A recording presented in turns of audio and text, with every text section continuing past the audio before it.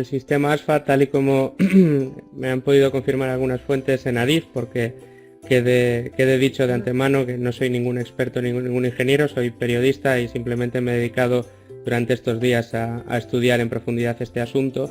Lo que me comentaban es que el sistema ASFA, como bien decía Gustavo, se instala también en las vías de alta velocidad y funciona como un sistema de respaldo, pues según me contaban a mí, de resguardo, de manera que, por ejemplo, en el caso del accidente, en el tramo de alta velocidad, la parte previa a la curva en la que tiene lugar el accidente, es un tramo que está proyectado para alta velocidad, en la que funcionaría perfectamente el RTMS en trenes Avant o en trenes AVE, pero no en Alvia, porque parece que tiene muchos problemas técnicos de compatibilidad entre las máquinas Alvia y el sistema RTMS.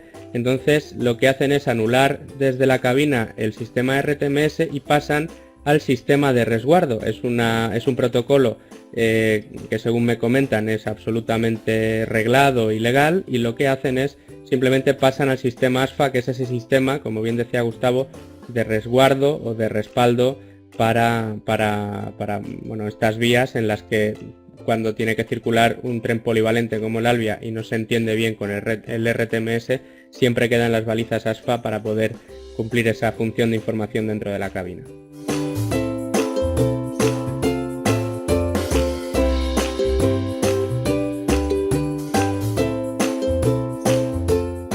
Las fuentes con las que yo consulté de Adif, que conocían perfectamente ese trazado en concreto, sí que tienes razón, yo no conocía esa incompatibilidad por fabricantes entre lo que va a bordo y el RTMS de la vía, pero sí que hablaban ya no de que no funcionase, sino que los problemas de compatibilidad de los que hablas por los fabricantes, lo que iban haciendo es que iban parando el tren constantemente. O sea, si activabas el RTMS en ese tramo, iba parando el tren constantemente. Entonces, literalmente lo que hacían era pasar al sistema de resguardo, que es como ellos me lo contaban, hablaban de pasar al sistema de resguardo y pasaban al ASFA. Yo no conocía la problemática con los fabricantes. Te agradezco muchísimo que me lo hayas aclarado, porque era un punto que no tenía yo muy claro.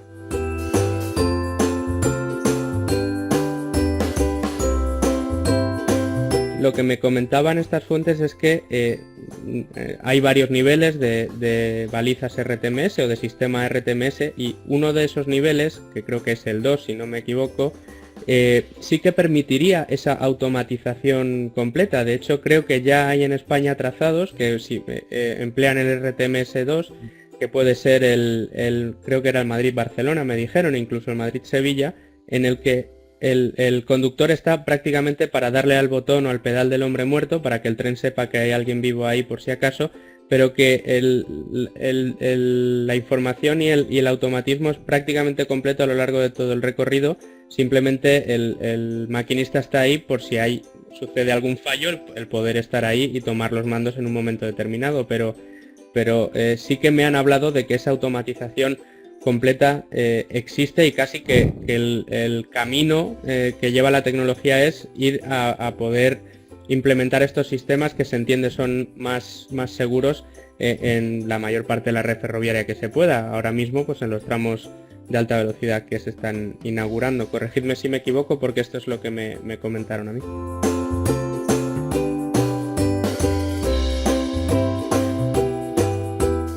Yo quisiera además comentar un tema, dando continuidad, es que se habla de las hojas de itinerario o los libros de itinerario que ya han salido en televisión, donde es que se le entrega al maquinista al inicio, antes de iniciar el trayecto.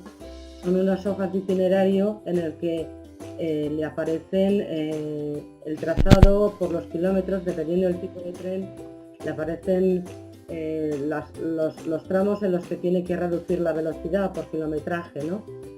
Para que él, conociendo la máquina, pueda anticiparse al frenado, ¿no? Pero además de estas hojas de itinerario, hay que saber que estas están elaboradas con unas, ahora mismo ya se hace informáticamente, con unos, ¿cómo lo diré yo? Unas marchas tipo, se elaboran a través de unas marchas tipo, que es una simulación teórica de los trenes. Para cada tipo de tren se hace una simulación teórica en la que ya se ponen unos parámetros, se le pone el trazado y, por ejemplo, si hay estaciones comparadas, las estaciones comparadas, si hay unas limitaciones de velocidad, pues por ruido o por otras razones, también se ponen estas limitaciones. Con lo cual, en la simulación, poniendo por supuesto las características de las curvas del tren, tanto de frenado como de velocidad y de fuerza, se hace una simulación bastante ajustada a la realidad, que luego van a servir también para hacer los horarios. Y en esta simulación se puede saber con suficiente claridad con qué anticipación hay que ir frenando. Yo, estas hojas, estos listados que salen, no sé si se las transmiten al maquinista, no lo sé, pero desde luego pueden ser muy útiles y, según tengo entendido, la propia máquina recalcula esta simulación también y le va avisando que es el momento de frenar.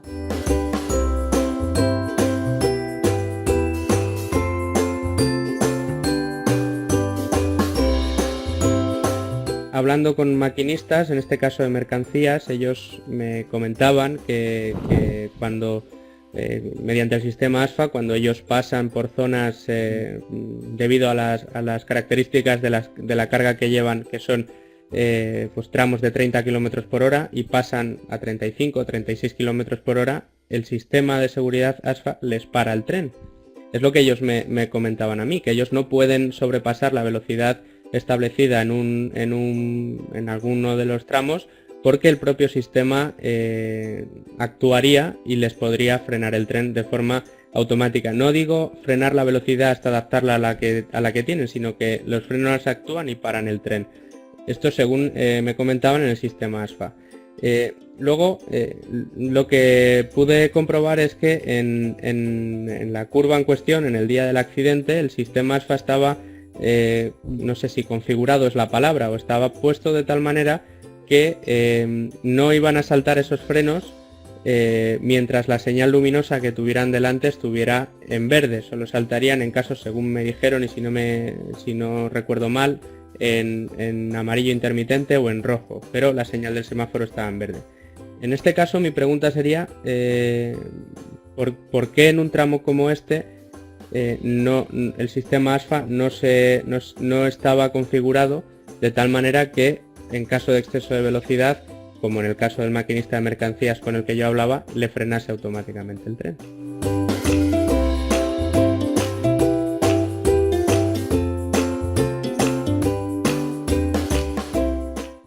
Realmente, bueno, para empezar, el sistema ASFA pues está fundamentalmente, el funcionamiento es muy sencillo. O sea, la baliza puede tomar tres tipos de colores, tres tipos de indicaciones. La indicación verde dentro de la cabina suena un pitido. Ahí el maquinista no tiene que hacer nada, puede seguir circulando a la misma velocidad. Se puede encontrar con una baliza le indique que 200 metros adelante se va a encontrar con un semáforo en color amarillo, para lo cual le sonaría un pitido dentro de la cabina, y además tendría que apretar un botón como de comprobación, como que se ha dado cuenta de esa indicación. Él le indicaría pues que adelante pues, se podría encontrar con algún tipo de señal. No le define el tipo de señal, salvo por ejemplo en el ASFA digital, en el que sí tendría un display, en el que le saldría un dibujito en el que se vería pues la señal que se encontraría un poquito más adelante. Si el conductor, por ejemplo, en una señal amarilla no activa el botón como que ha recibido esa señal, entonces el tren producirá la parada. En el caso de que nos encontramos con una señal en rojo, si sobrepasamos esa señal en rojo por encima de una velocidad que ha sido establecida como máximo, pues entonces era el ejemplo que me ponían. Para que lo pudiera entender, él me decía, yo en mi ruta tengo un tramo, en el que tengo que ir a 30 km por hora, como ejemplo, otros en los que tengo que ir a 80, otros en los que tengo que ir a 60, pero para que me diera cuenta de lo que me quería decir, dice, incluso en el de 30, que es muy despacito, si yo paso a 33 por encima, a mí el sistema de seguridad que tenemos, que es el ASFA, que ni siquiera paró a explicarme qué era, simplemente me citó que era el ASFA, me para el tren de forma automática. Era lo que me comentaba, lo del los 30 kilómetros por hora era un ejemplo para que yo entendiera cómo funcionaba.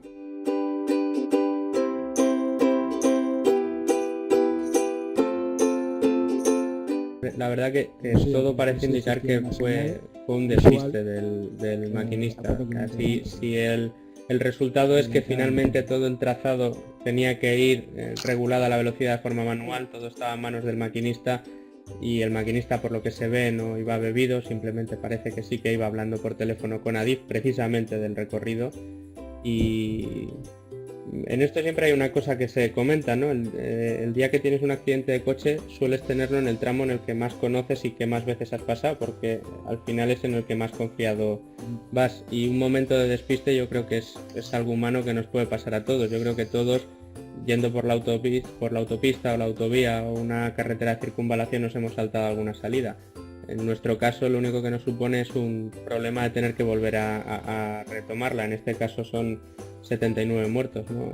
Es un despiste que sale muy caro, pero yo creo que todo apunta a que ha sido un despiste humano. Ahora, esto, y yo esto era lo que hablaba el otro día con Ricardo, en el programa Enfoque, donde nos invitaron a ambos. Yo creo, para mí, esto debe invitar a una reflexión, y para mí lo que sigue siendo un poco inaudito es que, existiendo tecnología, existiendo infraestructura, a lo mejor este tipo de trazados, este tipo de vías o este tipo de curvas no se deben dejar al factor humano únicamente. Dejemos que haya más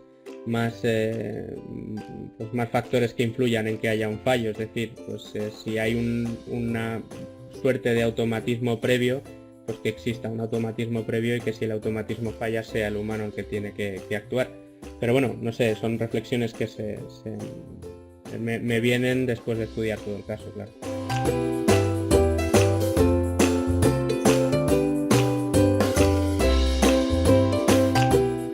Yo cuando viajo en el AVE, llevo muchos años viajando, y vamos a 300 y pico kilómetros por hora, y vamos cómodamente sentados, y van, digamos, pues el personal del tren, pues ofreciéndonos la comida, y entonces, bueno, pues la verdad es que es realmente confortable, ¿no? Pero yo también personalmente he pensado, oye, y si esto alguna vez, a esas velocidades, 300 y pico, sufre un accidente, ¿en qué situación nos quedamos aquí dentro de este vagón, ¿no? O sea, entonces, yo me pregunto, que lógicamente todo eso ya está muy pensado, qué solución o a qué solución se ha llegado, porque a la que se ha llegado ya la conocemos. Es decir, la seguridad, la seguridad pasiva con el usuario del tren, en ese sentido, no es grande. Y si un tren a 300 por hora le ocurre esto, pues salimos todos fulminados, ¿no? del asiento. Y así como en un autobús, en un coche, en un avión, pues nos ponemos los cinturones de seguridad, aquí no.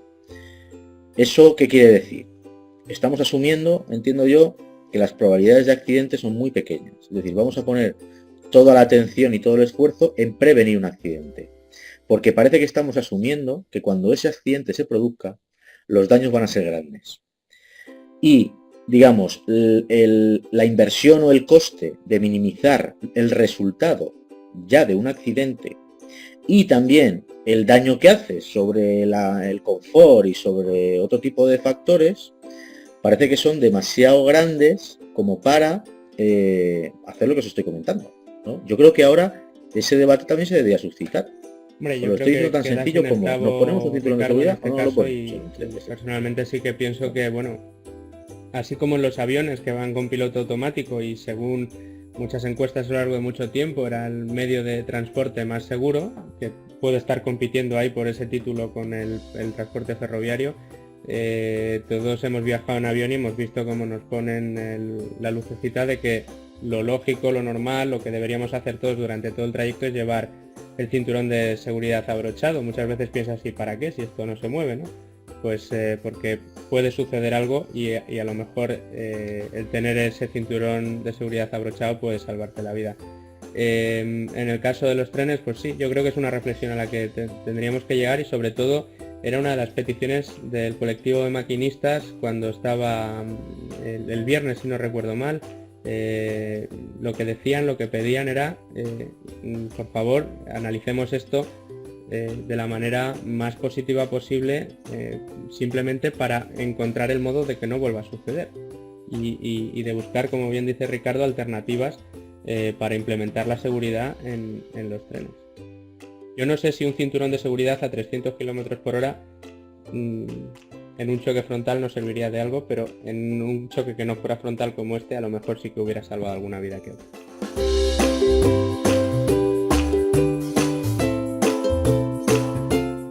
Yo espero que también ese tipo de cosas se susciten, porque de verdad que yo me lo he preguntado muchas veces, os lo aseguro.